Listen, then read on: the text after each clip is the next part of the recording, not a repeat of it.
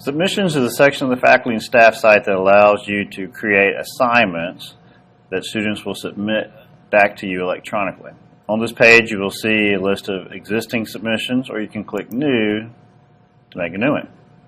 After entering a title and instructions, which can be as long as you'd like, you want to make sure you set the start date and time. This is the exact date and time that the assignment will be open for students to submit.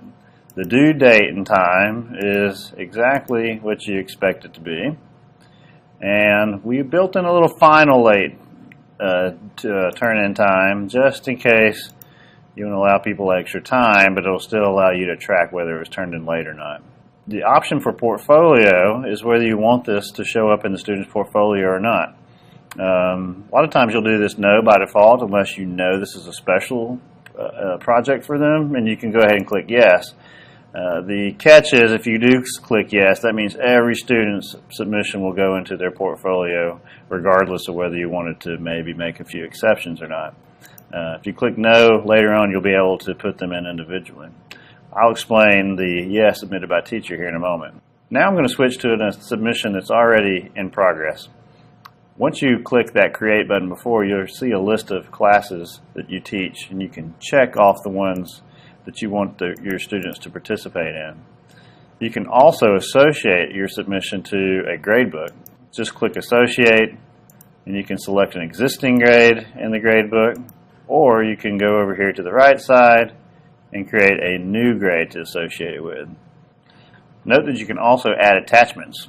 Just choose a file, upload it to the server, and your students will have access to it. This is great for if you want them to complete a worksheet, you can give them an empty one that they can submit back to you. Once you're finished setting up the submission, click the List tab to check the list of students and their progress. You can check out the number of files they submitted if there have been any. These are teacher files you've submitted back to them, and indicators about the progress you've made grading it, such as feedback grade, and whether you've denoted that they should individually have that item put in their portfolio. Now click a student to edit. This will open up that individual student submission page.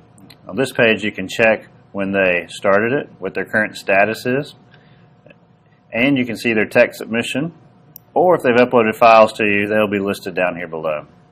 You can submit feedback to them. Just type in this box or copy and paste into it. You can attach files back to them. If they've given you a file, you can download them, mark them up, upload them back to them.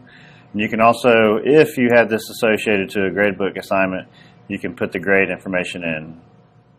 And if you have not told this submission to be a portfolio item for the entire class, and this happens to be a particularly good piece of work for that student, you can add that to their portfolio. And when you're done, you can click Save, or you don't have to click Save, you can just click the Next or Back buttons, or skip around to other students, and that information will be saved for you automatically.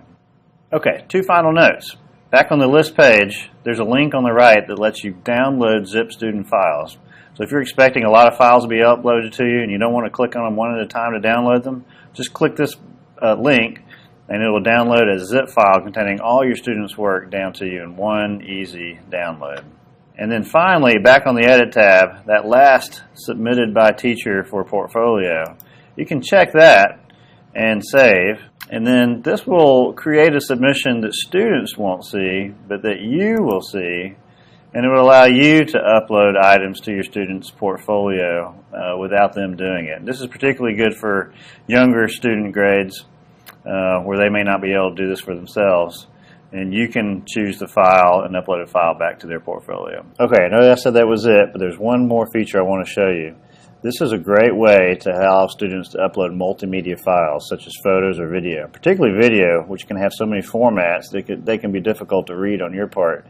But any video format uploaded to the server will be automatically converted into a format that can be viewed inside your web browser. So it makes it really easy to click and open up a window that shows you your video, and you can watch it right there in the screen very quickly. It's also a great way to keep the portfolios very visual and also interesting and easy to look at for parents and students and teachers.